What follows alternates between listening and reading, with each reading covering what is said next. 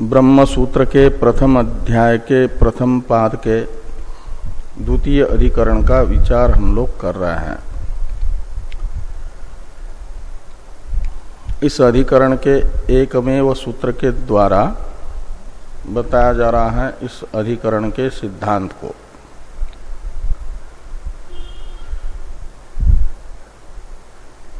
जिज्ञास्य ब्रह्म का यतो वा इमानि भूतानि जायन्ते इत्यादि वाक्य से जगत कारणत्व रूप तटस्थ लक्षण बताया जा रहा है और सत्यम ज्ञानम अनंतम ब्रह्म इत्यादि वाक्य ब्रह्म का स्वरूप लक्षण भी बताते हैं। यह इस अधिकरण का सिद्धांत है। इसे जन्माद्यस्यतः इस सूत्र वाक्य से भगवान वेद व्यास जी बता रहे हैं। इस सूत्रस्थ पदार्थों का वर्णन भगवान भाष्यकार प्रथम कर रहे हैं। तो सूत्रस्थ 3 पदों में से प्रथम पद जन्मादि की व्याख्या भाष्य में हो गई है। जन्मादि में बहुव्रीहि समास हैं। 2 प्रकार के बहुव्रीहि समासों में से तद्गुण संविज्ञान बहुव्रीहि समास जन्मादि इस पद में है, क्योंकि जन्म की यहाँ समासार्थ जो समूह है उसके विशेषण के रूप में प्रतीति इस समास में हो रही है। इसलिए इसे कहा जाता है तद्गुण संविज्ञान बहुव्रीहि। और ये जन्म में प्राथम्य जो बताया गया है वह श्रुति के पाठक्रम के अनुसार तथा वस्तु स्थिति को देखते हुए व्यास जी ने जन्म को जन्म स्थिति भंग समूह में प्रथम निर्देश किया है। जन्म का प्रथम बताया है। ये सब चर्चा प्रथम पदार्थ को बताते हुए भगवान भाष्यकार ने भाष्य ग्रंथ में की। जन्माद्यस्यतः इस सूत्रस्थ द्वितीय पद है अस्य। इसकी व्याख्या भगवान भाष्यकार प्रारंभ करते हैं। अस्य इति इत्यादि वाक्य से। अस्य इति इत्यादि द्वितीय पदार्थ को बताने वाले भाष्य वाक्य का अवतरण लिखते हैं टीकाकार। वह अवतरण टीका है इदमः प्रत्यक्षार्थ मात्र वाचित्वम आशंक्य उपस्थित सर्ववाचित्वम आह अस्य इति। तो इदम शब्द जो प्रत्यक्ष अर्थ है, इंद्रिय गोचर अर्थ है, उसी का परामर्शक होगा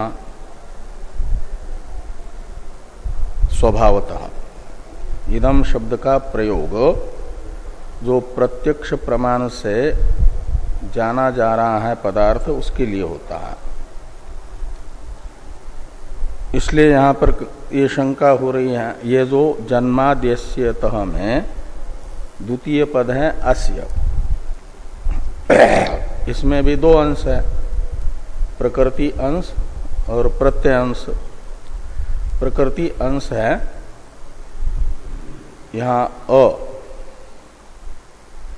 जो निष्पन्न स्वरूप है उसमें, और स्य ये प्रत्यय अंश है। और मूल में देखते हैं तो अ जो बचा हुआ है वो है इदम का, इसलिए प्रकृति है इदम शब्द। और प्रत्यय का मूल स्वरूप है ज्ञे, षष्ठी का एक वचन स्य से ही होता है ना, स्य ओस और आम, इनकी षष्ठी संज्ञा होती है, हैं?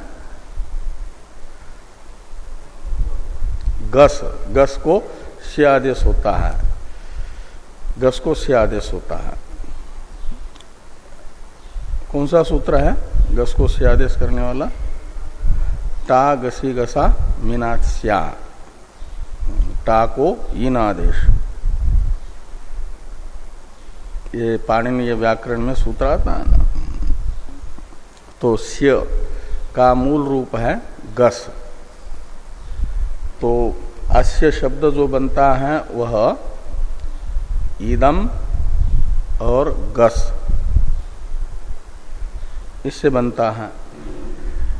फिर वो कई एक सूत्र उसमें पाणिनि जी के द्वारा बनाए गए लग करके बन जाता है अस्य स्वरूप, लेकिन मूल में इदम गस।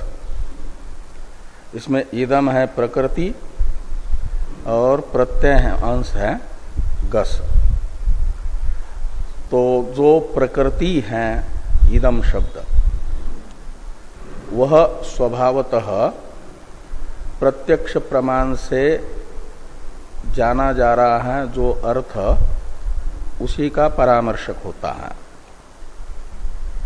तो ये शंका कर रहे हैं कि अस्य में जो प्रकृतिभूत इदम शब्द है उसका स्वभावतः प्रत्यक्ष प्रमाण के विषय को मात्र कथन करना, बताना, ये कार्य है। तो यहां पर भी अस्य में प्रकृति अर्थ माना जाएगा, प्रत्यक्ष प्रमाण से जाना जा रहा है जो घटादि जगत, उसका मात्र परामर्शक बनना चाहिए अस्य इस द्वितीय पदस्थ प्रकृति को, यानी इदम शब्द को। ये शंका हुई। तो इस शंका का समाधान करने के लिए भाष्यकार भगवान ने ये लिखा कि अस्य इस शब्द में जो प्रकृति है इदम, वह केवल प्रत्यक्ष प्रमाण से ज्ञात वस्तु का मात्र परामर्शक नहीं है, अपितु प्रत्यक्ष अनुमान उपमानादि समस्त प्रमाणों से ज्ञात जो कार्य है, समस्त कार्य, उस कार्य का मात्र परामर्शक है, कार्य मात्र का। चाहे वो प्रत्यक्ष प्रमाण का विषयभूत कार्य हो या अनुमानादि प्रमाणों का विषयभूत कार्य हो, वो बताएगा कार्य मात्र को। कार्य में अवान्तर दो प्रकार है, प्रत्यक्ष प्रमाण का विषयभूत कार्य और अनुमानादि का विषयभूत कार्य।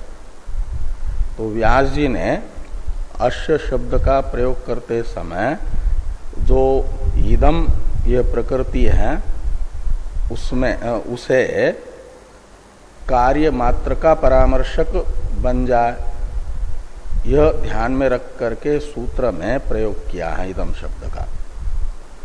ये भाष्कर भगवान कह रहे हैं। इस दृष्टि से ये लिखते हैं टीकाकार कि ईदमः, ये षष्ठी का एक वचन है ईदमः, यानी ईदम शब्द जो अस्य में प्रकृति है, वह प्रत्यक्षार्थ मात्र वाचित्वम। तो प्रकृति प्रत्यक्ष अर्थ मात्र का ही वाचक होगी, इदम शब्द वाचक होगा। इति आशंक्य, ऐसी आशंका करके बताया जा रहा है कि यहाँ प्रत्यक्ष मात्र का परामर्शक न होकर के उपस्थित सर्व कार्य वाचित्वम आह, इदमः उपस्थित सर्व कार्य वाचित्वम आह। द्वितीय पदस्थ प्रकृतिभूत इदम शब्द को अनुमानादि समस्त प्रमाणों से उपस्थित कार्य मात्र का वाचक बता रहे हैं भाष्यकार भगवान। अस्य इति प्रत्यक्षादि सन्निधापितस्य धर्मिण इदमा निर्देश।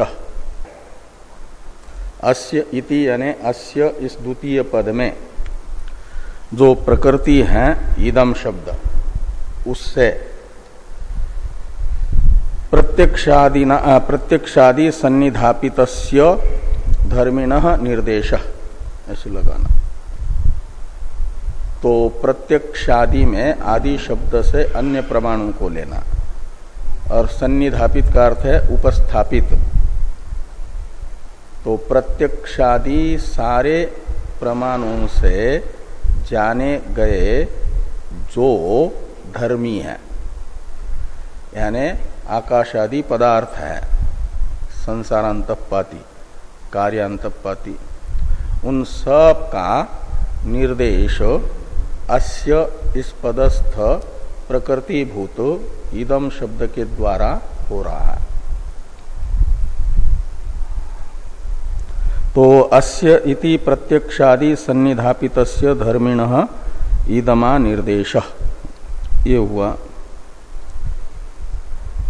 अब षष्ठी जन्मादि धर्म संबंधार्था, ये जो दूसरा वाक्य है द्वितीय पद के विषय में ही, द्वितीय पद के दो अंशों में से प्रकृति रूप जो अंश है इदम शब्द, उसी का मात्र अभी अर्थ बताया है।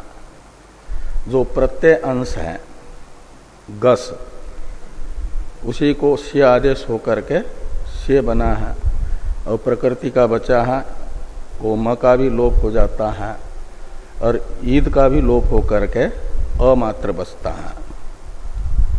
तो अस्य ये हो जाता है। हाँ, सूत्र है वो, मकार के स्थान पर आकार आदेश करने के लिए सूत्र है। क्या सूत्र है?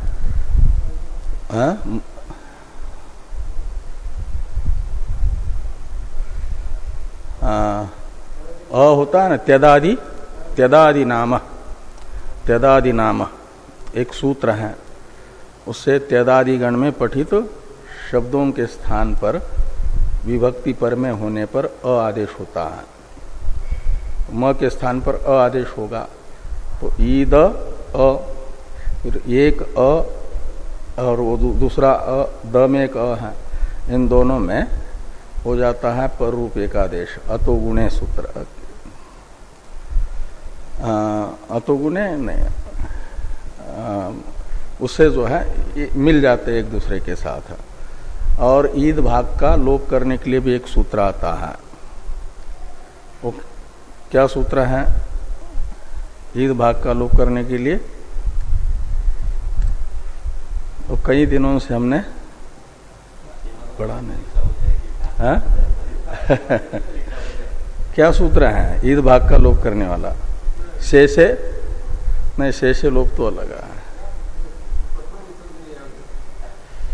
ईदम के ईद भाग का लोप करने वाला सूत्र,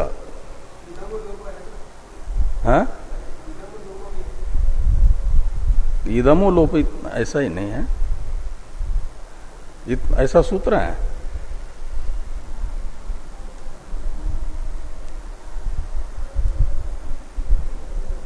एक सूत्र है, उससे लोप हो जाता है ईद भाग का, तो अ बचता है बस।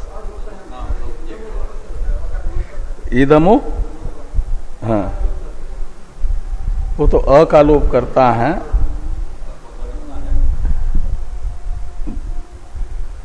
ईद भाग का लोप करता है वो, म पर्यंतस्य च, ऐसा एक सूत्र है। म पर्यंतस्य च, म पर्यंत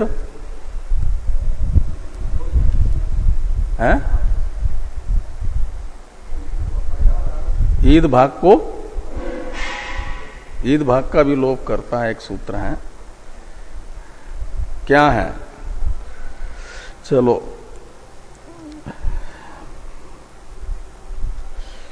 तो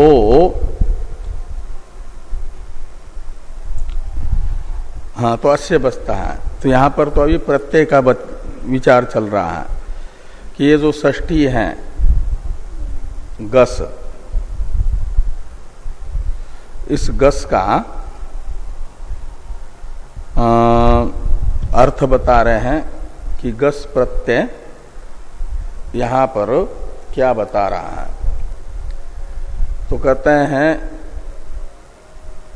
इदम ने तो समस्त प्रमाणों के विषयभूत कार्य मात्र को बताया, धर्मी को, और उसके साथ जो जायन्ते, जीवंती, अभिसंविशन्ति मूल विषय, इस अधिकरण का विषयभूत मूल श्रुति में बताए गए जो धर्म है, जन्म, स्थिति, लय, जो प्रथम पदार्थ है जन्मादि, तीन धर्म के समूह को बताता है ना। तो और उसको बताने के लिए मूल श्रुति में है जायन्ते, जीवंती, अभिसंविशन्ति, ये पद। इन पदों के द्वारा बताए गए जन्मादि धर्मों का संबंध प्रकृति अर्थ के साथ दिखाने के लिए ये प्रत्यय अंश है। प्रत्यय अंश के द्वारा यानी गस के द्वारा बताया जा रहा है कार्य मात्र में जन्म, स्थिति, लय रूप धर्म का संबंध, संबंधार्थक षष्ठी है। इसे ध्यान में रख करके ये अर्थ बताया जा रहा है। तो इसका अवतरण लिखते हैं टीकाकार कि वियदादि जगतो नित्यत्वात् न जन्मादि संबंध इत्यत आह षष्ठी इति। तो ये तार्किकों का प्रश्न है। जिन लोगों के दृष्टि में अनादि पदार्थ केवल दो ही नहीं है, वेदांत में तो दो अनादि पदार्थ हैं, यानी कार्य रूप नहीं है दो पदार्थ। वे हैं प्रकृतिम पुरुषं चैव विद्य अनादि उभावपि। गीता ने कहा कि प्रकृति और पुरुष यानी त्रिगुणात्मिका प्रकृति, मूल अविद्या, और पुरुष यानी परमात्मा, ये दो अनादि है, इनका जन्म नहीं होता, इसलिए इनका कोई कारण नहीं है। प्रकृति का भी कोई कारण नहीं है वो जन्म रहित होने से, और परमात्मा का भी कोई कारण नहीं है उसका भी जन्म न होने से। प्रकृति अनादि होने पर भी शांत है वेदांत में, उसका अंत होता है, जन्म तो नहीं होता, विनाश होता है, मरती है, जन्मती नहीं। और परमात्मा जन्मता भी नहीं और मरता भी नहीं है, वह अनादि अनंत है। प्रकृति अनादि शांत है, और इन दो को छोड़ करके बाकी सब सादी भी है, शांत भी है। तो आकाश तो न तो पुरुष है न तो प्रकृति है, तो आकाश तो बीच वाला हो गया, तो फिर तीसरे कोटि में जाएगा, सादी शांत कोटि में। ऐसे परमाणु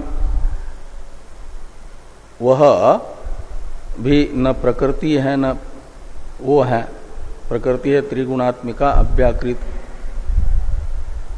और ये परमाणु भी सिद्धांत के अनुसार सादी शांत है वेदांत के अनुसार। लेकिन वैशेषिक के यहाँ कई एक द्रव्य नित्य हैं, 9 द्रव्य हैं, उनमें से पृथ्वी, जल, तेज, वायु, इनके अवान्तर 2 भेद है, ये नित्य भी है अनित्य भी है।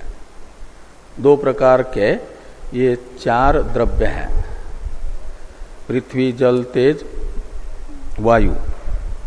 परमाणु रूप नित्य हैं और द्व्यनुकादि रूप कार्यात्मक होने के कारण अनित्य हैं। और आकाश, काल, दिशा, आत्मा, आत्मा भी द्रव्य है उनके यहाँ और अनादि है। वेदांत के यहाँ भी अनादि है, लेकिन उनके यहाँ वह भिन्न है, पर वस्तुतः परिच्छेद है, उसमें अनेक आत्मा है। परमात्मा जीवात्मा से पहले दो भेद है और फिर जीव जीवों का भी आपस में वास्तविक ही भेद है, लेकिन अनादि है, नित्य है आत्मा, वेदांती का भी उनका भी, और मन उनके यहाँ नित्य है। तो इन दो पदार्थों को छोड़ करके अनेक नित्य हो गए। आकाश, काल, दिशा, मन ये भी नित्य हैं और परमाणु रूप द्रव्य भी, ये पृथ्वी आदि नित्य हैं। और नित्य का लक्षण है उनके यहाँ जो प्राग अभाव का या ध्वंसाभाव का प्रतियोगी न हो। जो प्राग अभाव का प्रतियोगी होगा या ध्वंसाभाव का प्रतियोगी होगा वो अनित्य होगा। ध्वंस भिन्नत्वे सति ध्वंसा प्रतियोगित्वम नित्यत्वम, ये उनका लक्षण है। तो आकाश आदि को वे लोग नित्य कहते हैं। तो यहाँ वेदांत में तो वह अश्य शब्द में प्रकृति अर्थ भूत कार्य है आकाश आदि। तो ये शंका की जा रही है कि आप जगत अंतःपाती जिन आकाश आदियों को कार्य कहना चाहते हो वे तो नित्य हैं, का मतलब उनका जन्म नहीं होता, उनका विनाश नहीं होता, नित्य हैं वे। ये शंका करके उसका समाधान किया जा रहा है षष्ठी प्रत्यय के द्वारा। ये बताया जा रहा है कि जो जो भी प्रत्यक्षादि प्रमाण से उपस्थित हुआ संसार अंतःपाती पदार्थ हैं वो सब अनित्य हैं और वह कार्य अंतःपाती है आकाश आदि। इसलिए शंका की कि वियदादि जगतो, वियदादि में आदि शब्द से काल, दिशा, मन को लेना और परमाणुओं को भी लेना जो नित्य है उनके दृष्टि में। तो ये वियदादि जगत तो नित्य है, यानी जन्मता नहीं, मरता नहीं, का मतलब जन्म रूप धर्म और विनाश रूप धर्म का संबंध उनके साथ नहीं होगा, नहीं तो नित्य नहीं होगा। तो न जन्मादि संबंध, इसलिए वियदादि जगत के साथ जन्म और लय का संबंध नहीं होगा। इति यानी इस प्रकार की आशंका होने पर इत्यत आह, भगवान भाष्यकार ये कह रहे हैं कि आप अपने कुतर्क से, अपने बुद्धि प्रभव कुतर्क से भले ही आकाश आदि को नित्य मान लो, लेकिन श्रुति को तो आकाश आदि कार्यत्वेन रूपेण ही अभिप्रेत है। तस्माद्वा ये तस्मादात्मनः आकाश संभूत इत्यादि श्रुतियां आकाश आदि का जन्म बता रही है और जन्म हुआ तो लय भी बता रही है। ये तो वा इमानी भूतानी, इसमें भूतानी शब्द से आकाश आदि सबको लेना है, वे उत्पन्न होते हैं ऐसा बता रही है श्रुति। इस दृष्टि से कहते हैं कि वियदादि जगतो नित्यत्वात् न जन्मादि संबंध, इस प्रकार की शंका होने पर आह, यानी ये कह रहे हैं कि वियदादि का भी जन्म होता है।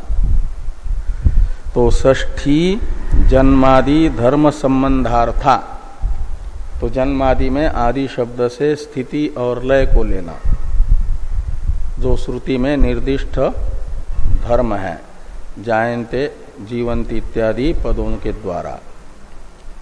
तो जन्म स्थिति लय का संबंध इदम शब्द के द्वारा उपस्थापित आकाशादि समस्त जगत के साथ बताता है गस प्रत्यय।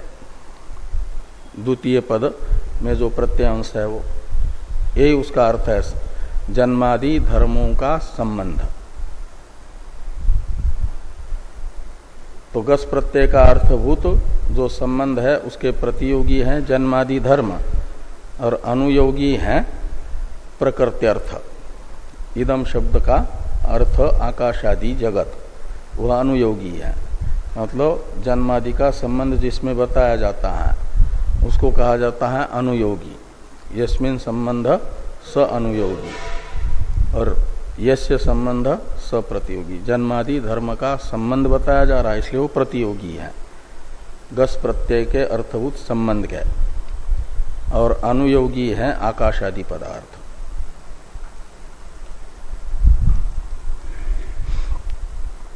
तो षष्ठी जन्मादि धर्म संबंधार्था।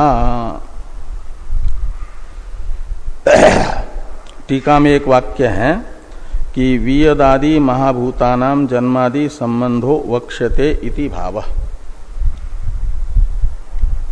ये आकाशादि जगत के साथ जन्मादि धर्मों का संबंध आगे बताया जाएगा। यावद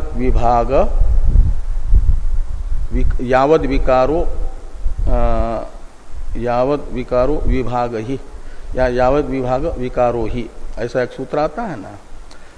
यानी जहां तक भेद है वहां तक विकार यानी कार्य है। तो आकाश में भी वस्तुकृत परिच्छिन्नता है, कालकृत परिच्छिन्नता यानी भेद है,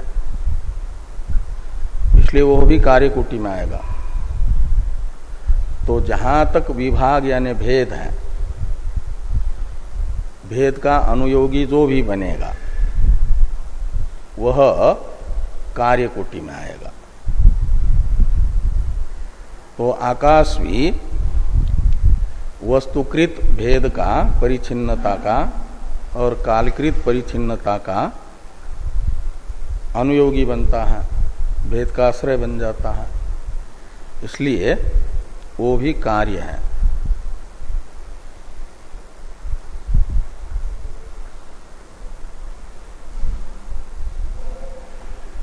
तो जब तक विभाग है तब तक विकार है। इस सूत्र में बताया जाएगा आकाशादि भी कार्य रूप है।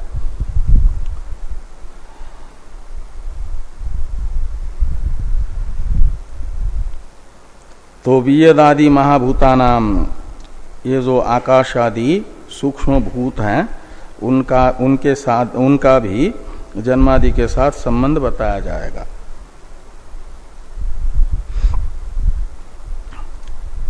अब द्वितीय पदार्थ विषयक चर्चा समाप्त हो गई। दो वाक्य से द्वितीय पदार्थ बताया गया, कार्य को जगत को बताने वाला अस्य शब्द है। तृतीय पद बचा है यतः, इसका अर्थ बताने पर पदार्थ कथन हो जाएगा, तीनों पदों का अर्थ कथन होगा। तो भाष्कर भगवान पदार्थ इसलिए पहले बता रहे हैं कि सूत्र वाक्यार्थ ज्ञान में कारण होगा सूत्र में प्रयुक्त पदार्थों का ज्ञान। वाक्यार्थ ज्ञाने पदार्थ ज्ञानम कारणम, ऐसा नियम है। तो किसी भी वाक्य के अर्थ को समझने के लिए आवश्यक होता है उस वाक्य में प्रयुक्त पदार्थ को समझना, पदार्थ को जानना। तो यह तो जन्माद्यस्य यतः एक सूत्र वाक्य है। इस सूत्र वाक्य के अर्थ को समझने के लिए आवश्यक होगा इस सूत्र में प्रयुक्त पदार्थ को पहले समझना। इसलिए भाष्यकार भगवान सूत्रार्थ ज्ञान के साधनभूत पदार्थ ज्ञान को बता रहे हैं, पदार्थ ज्ञान करा रहे हैं। तो जिनको पदार्थ का ज्ञान होगा उन्हें वाक्यार्थ समझ में आ जाता है। वाक्यार्थ तो होता है वाक्य में प्रयुक्त पदार्थों का अन्वय, अन्वय यानी संबंध। एक दूसरे के साथ, वही वाक्य अर्थ बनता है। और ये बता रहा है कार्य कारण भाव संबंध। जो कारण है वो ब्रह्म है, कार्य है वो जगत है। जगत और ब्रह्म का क्या संबंध है? कार्य कारण भाव संबंध है। उपादान उपादेय भाव संबंध है। ब्रह्म उपादान है, जगत उपादेय है। यही वाक्यार्थ है। जगत कारणत्व ब्रह्म में है। जो जगत का कारण है वो ब्रह्म है। ये ब्रह्म का लक्षण होगा। तो इसलिए तृतीय पदार्थ बताया जा रहा हो। यतः इति कारण निर्देश इत्यादि से। इसका अवतरण है टीका में, ननु जगतो जन्मादेर वा ब्रह्म संबंधा भावात न लक्षणत्वम इति आशंक्य तत्कारणत्वम लक्षणम इति पंचम्यर्थम आह यतः इति। तो ये कहते हैं यहां पर भूतानी शब्द से यतो वायुमानी भूतानी जायन्ते, इस श्रुति में भूतानी शब्द से ग्राह्य जो जगत है उसको बताने वाला हो गया अस्य शब्द, और उसके धर्म को बताने वाला, धर्मी को बताने वाला अस्य शब्द हुआ, और धर्म को बताने वाला जन्मादि ये प्रथम पदार्थ हुआ। तो ये जो अस्य शब्द का अर्थभूत जगत, इसका भी शंका करने वाले कह रहे हैं, सांख्यों की शंका ये हो सकती है कि सांख्यों का पुरुष असंग है ना,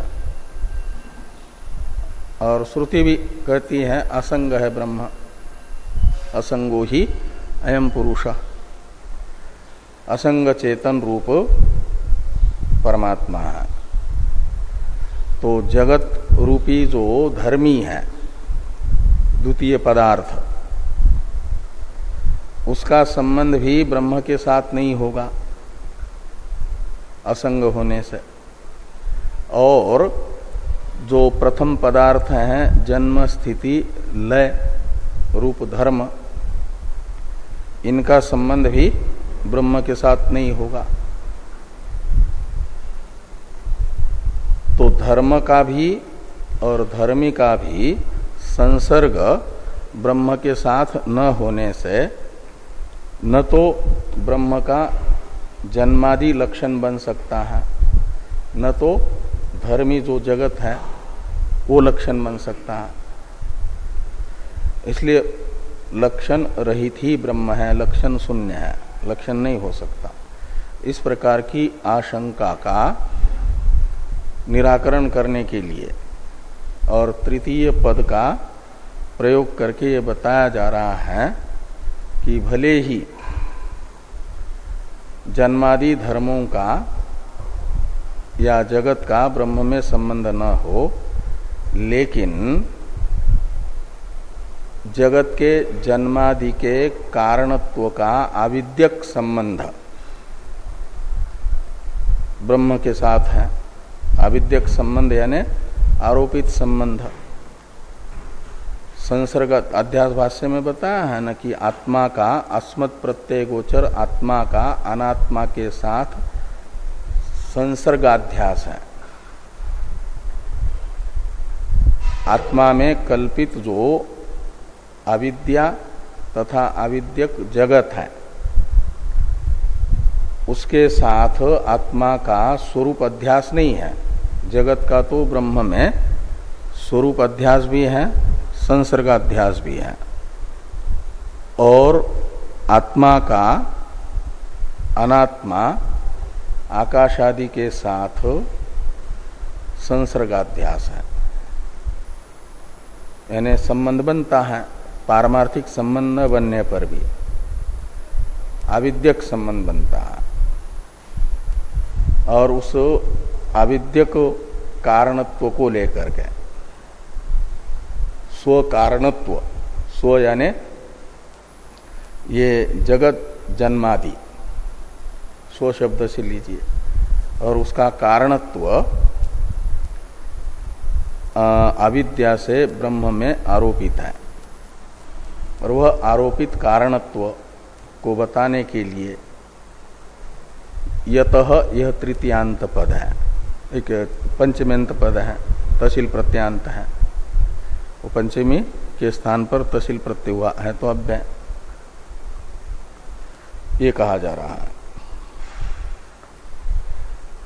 तो इस अभिप्राय से ये लिखते हैं कि ननु जगतो जन्मादेर्वा ब्रह्म संबंधा भावात, ब्रह्म असंग होने से ब्रह्म के साथ जगत का या जन्मादि का संबंध नहीं होगा, यानी सूत्रस्थ द्वितीय पदार्थ का या प्रथम पदार्थ का संबंध नहीं होगा।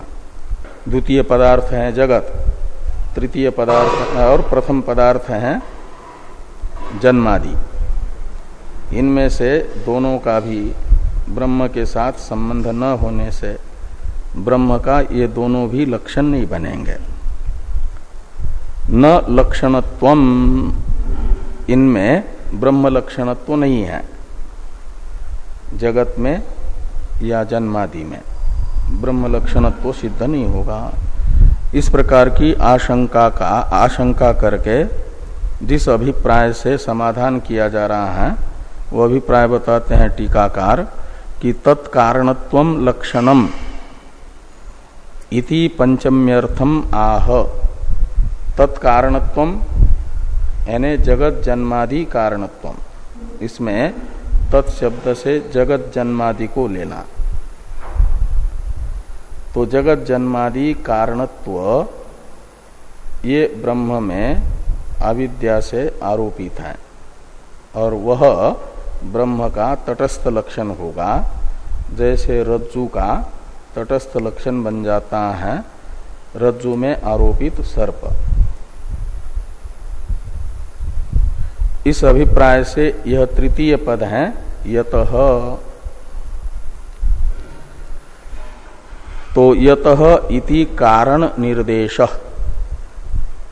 ब्रह्म में जगत जन्मादि के आरोपित कारणत्व को यतः यह तृतीय पद बता रहा है सूत्रस्थ। इस प्रकार ये यहां तक हो गया पदार्थ कथन।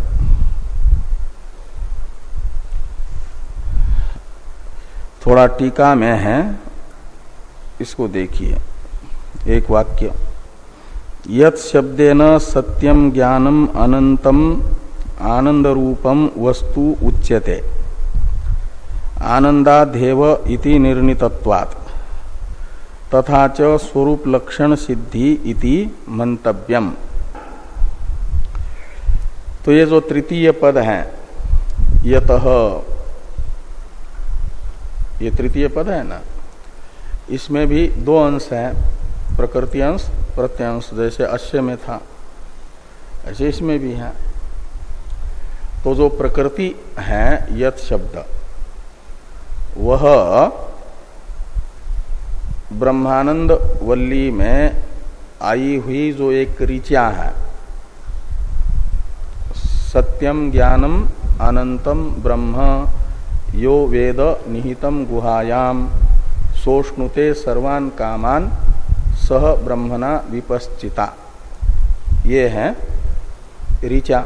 ब्रह्मविद आपनोति परम, इस सूत्र वाक्यस्थ ब्रह्म पदार्थ को बताने के लिए वह एक ऋचा यानी मंत्र है, और उस मंत्रस्थ सत्य ज्ञानादि स्वरूप ब्रह्म का परामर्शक है यत शब्द।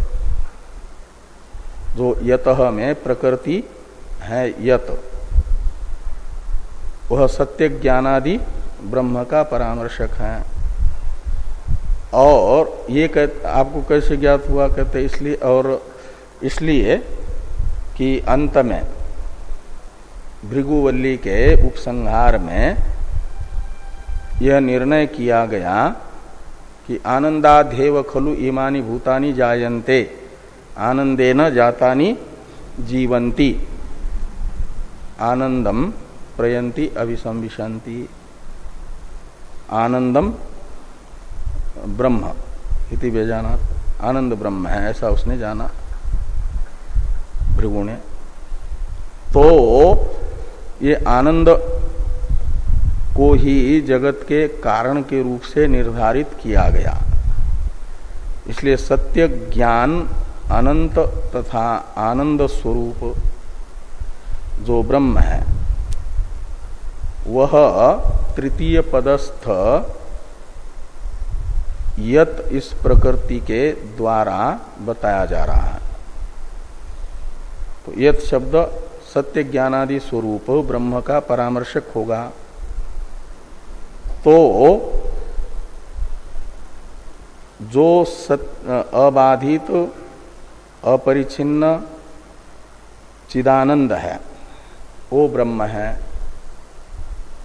ये ब्रह्म का स्वरूप लक्षण हो जाएगा प्रकृति के द्वारा, ये ब्रह्म के स्वरूप का निर्देश होने से। और तसिल प्रत्यय वह कारणत्व को बता रहा है। किसमें? तो जैसे गस प्रत्यय ने अपने प्रकृति के अर्थ में प्रथम पदार्थ जन्मादि का संबंध बताया, गस प्रत्यय ने, ऐसे अपनी प्रकृति जो यत शब्द से ग्राह्य आनंद स्वरूप ब्रह्म है, उस आनंद स्वरूप ब्रह्म में कारणत्व को बताएगा तसिल प्रत्यय। यतः इस तृतीय पदस्थ प्रत्यय अंश जो तसिल है वह कारणत्व को बताता है अपने प्रकृति के अर्थ में, और उसका प्रकृति अर्थ है आनंद स्वरूप ब्रह्म, उसमें कारणत्व।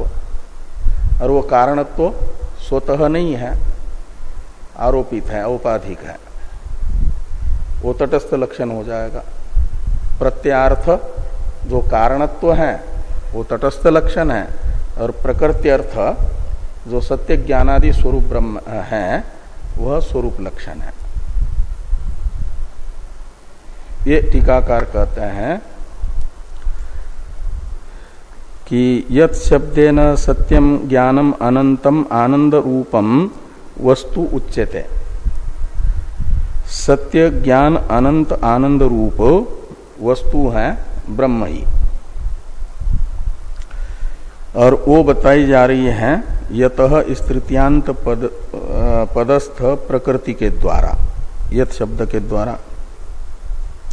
कहते कैसे निर्णय हुआ? तो आनंदाधेव इति निर्णीतत्वात्, आनंदाधेव खलु इमानि भूतानि जायन्ते, ये अंत में निर्णय होने से।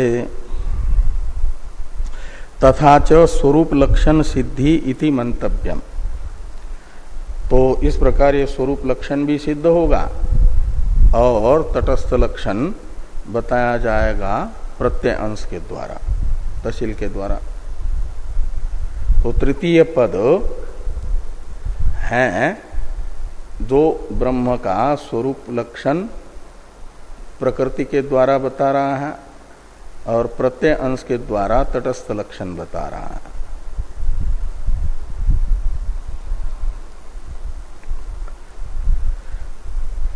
अब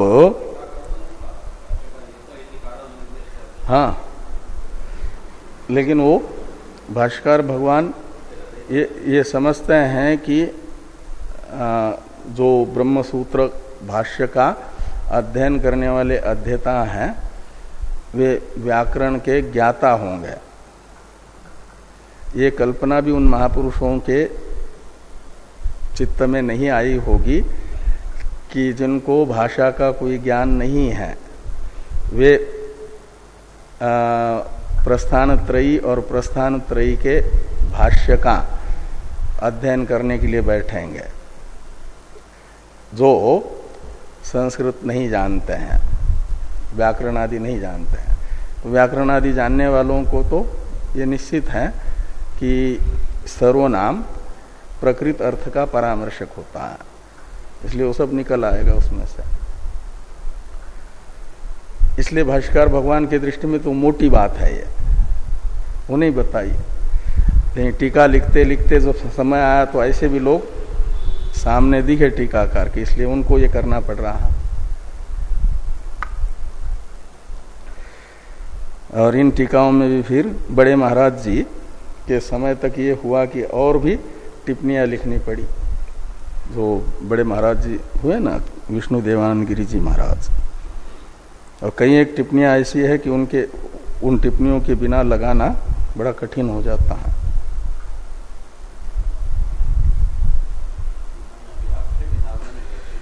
तो ये जो हैं आगे हैं अब यतः इति कारण निर्देश। यहां तक पदार्थ कथन हो गया। जन्मादेश्य यतः इस सूत्र वाक्यस्थ 3 पदों का अर्थ बता दिया गया। अब वाक्यार्थ बता रहे हैं।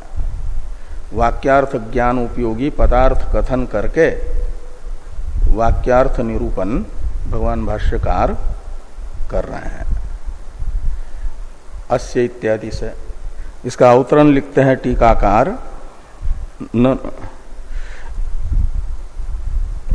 पदार्थम उक्त्वा पूर्व सूत्रस्थ ब्रह्मपद आनुसंगेण तत्शब्द अध्यारेण च सूत्र वाक्यार्थम आह अस्य इत्यादिना।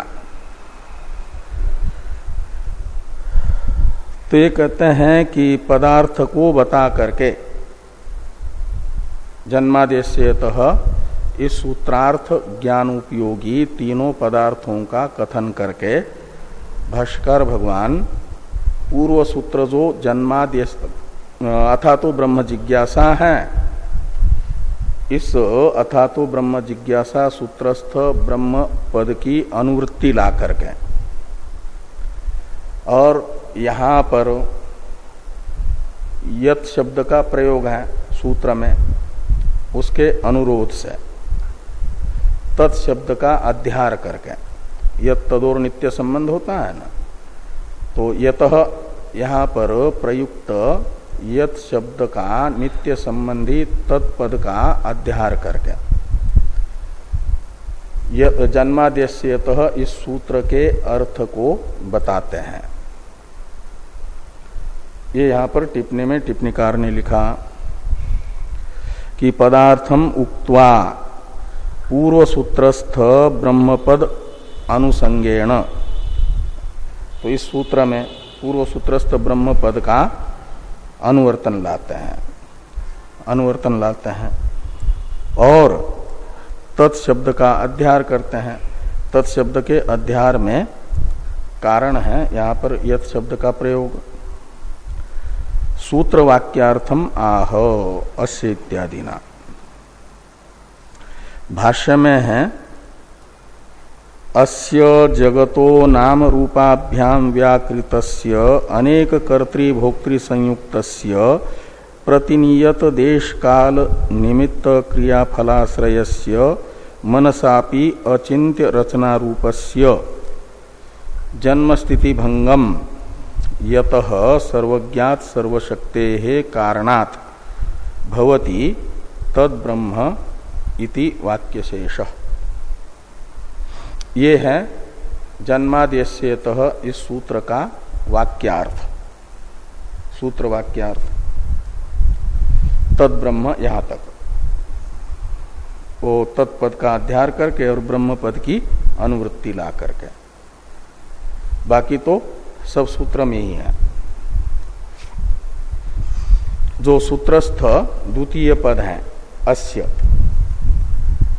इसके अनेक विशेषण यहां पर बताएं। जितने भी षष्ट्यंत है ना, नाम रूपाभ्याम अस्य जगतः, अस्य शब्द का अर्थ है जगत यानी कार्य, और इस जगत रूपी कार्य के ये विशेषण हैं नाम रूपाभ्याम व्याकृतस्य एक, दूसरा अनेक कर्तृ भोक्तृ संयुक्तस्य, तीसरा प्रतिनियत देश काल निमित्त क्रिया फलाश्रयस्य, और चौथा मनसापि अचिन्त्य रचना रूपस्य। ये 4 विशेषण हैं भाष्य में सूत्रस्थ द्वितीय पदार्थ जो जगत रूपी कार्य है उसके। ये जगत रूपी कार्य के ये चार विशेषण भगवान भाष्यकार इसलिए बता रहे हैं कि जो यतः शब्द से ग्राह्य कारण है जगत का, उसमें सर्वज्ञत्व सर्वशक्तिमत्व सिद्ध हो जाए और सर्वज्ञ सर्वशक्तिमान जगत का कारण है यह निश्चित हो जाए, इसके लिए कार्यभूत जगत के यह चार विशेषण है। इससे कारण की सर्वज्ञता सर्वशक्तिमत्ता सिद्ध होगी। उसमें सर्वज्ञता सिद्ध होने से सांख्यवाद का निराकरण होगा। जड़ प्रधान जगत का कारण सिद्ध नहीं होगा और शून्यवादादि की भी निवृत्ति हो जाएगी सर्वशक्तिमत्तादि का निरूपण होने से। तो इसी को ध्यान में रख करके ये विशेषण दिए हुए हैं। ये सब एक एक विशेषण का प्रयोजन टीकाकार बता रहे हैं। तो अस्य जगतः जन्म स्थिति भंगम, ऐसा अन्वय करिए विशेषण का, तो ये कर लेंगे आगे कि, और यदि सूत्र पदों को लेकर के ही ये करना है तो अस्य जन्मादि यतः तद ब्रह्म, ये अन्वय है ना। उसमें अस्य का अर्थ कर दिया जगतः, जन्मादि का अर्थ कर दिया भाष्य में जन्म स्थिति लय, जन्म स्थिति भंगम, ये जन्मादि का अर्थ है। और यतः का अर्थ है सर्वज्ञात सर्वशक्ते कारणात् भवति तद ब्रह्म, ऐसा। अभी इसमें अस्य शब्द के विशेषण है। नाम रूपाभ्याम व्याकृतस्य, इसका अवतरण लिखते हैं टीकाकार। प्रथम जो विशेषण है जगत का, नाम रूपाभ्याम व्याकृतस्य, यह विशेषण जिस उद्देश्य से दिया गया वह अवतरण में बता रहे हैं टीकाकार। कारणस्य सर्वज्ञत्वादि संभावनार्थानि जगतो विशेषणानि, कारण जो ब्रह्म है उसमें सर्वज्ञत्व और आदि शब्द से सर्वशक्तिमत्व की संभावना के लिए जगत रूपी कार्य के नाम रूपाभ्याम व्याकृतस्य इत्यादि अनेक विशेषण हैं, विशेषणानि। तो कैसे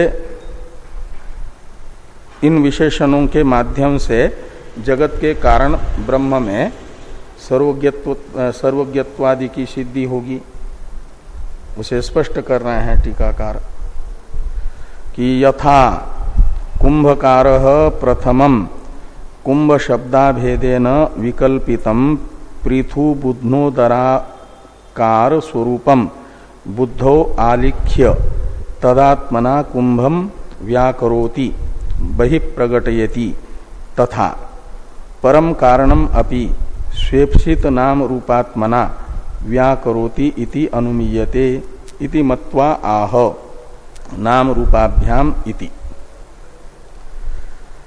ते उदाहरण सहित नाम रूपाभ्याम इस प्रथम विशेषण का अवतरण लिखा है। यानी भगवान भी जगत बनाते हैं तो बिना विचार के नहीं बनाते, सोच समझ करके बनाते हैं। जैसे कोई लौकिक कर्ता किसी कार्य को बनाता है तो वह कार्य तो बाहर बाद में बनता है, पहले बुद्धि में उसका नक्शा तैयार रहता है। मकान आदि बनता है तो आर्किटेक्ट कागज पे पहले तैयार कर लेता है और वो फिर मिस्त्रियों के बुद्धि में रहता है। मकान जैसे पहले से बुद्धि में बना हुआ है मिस्त्रियों के, वैसा ही बाहर वो आकार देते हैं। ईंट सीमेंट आदि के माध्यम से, ऐसे परमात्मा भी विचार करके जगत को बनाते हैं, बिना विचार के नहीं। इसलिए पहले परमात्मा के मन में जगत बन जाता है, एक संकल्प हो जाता है, बहुश्याम प्रजायेय। तो संकल्प में भगवान के पहले ही बन जाता है, और फिर अपनी योग शक्ति कहिए, उपाधिभूत प्रकृति कहिए, माया कहिए, उसके माध्यम से बाहर प्रकट करते हैं। और ये सारा संसार जो 14 भुवनात्मक एक 14 माले की एक प्रकार से बिल्डिंग है, तैयार हो जाती है। 14 भुवन है ना इसमें, ये 14 भुवन एक एक माले के तरह है। तो 14 माले वाला एक अपार्टमेंट बन गया ये। इसमें मनुष्यों के लिए ये पृथ्वीलोक रूपी अपार्टमेंट है। इससे नीचे भी है 6-7 और ऊपर भी है। ये तो बीच वाला माला है, मनुष्यों के लिए दिया है पृथ्वीलोक। और ये इसमें अलग अलग प्रकार के प्राणी रहते हैं। तो सोच समझ करके बनाया है। इसे टीकाकार टीका में बता रहे हैं कुंभकार के उदाहरण द्वारा। इसकी चर्चा हम लोग कल करते हैं। ओम पूर्णमदः पूर्ण